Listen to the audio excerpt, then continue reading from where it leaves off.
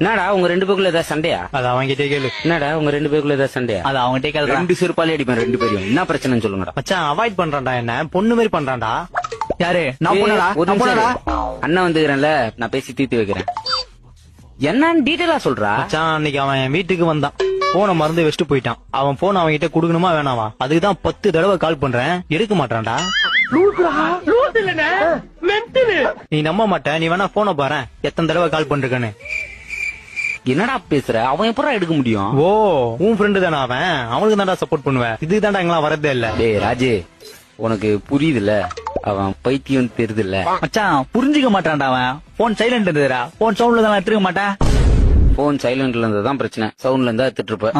நான் ஒரு பரதேசி, என்ன சுத்தி ஏகப்பட்ட பரதேசி. டேய் இவனா போனை என்கிட்ட குத்துட்டு போயிட்டான்.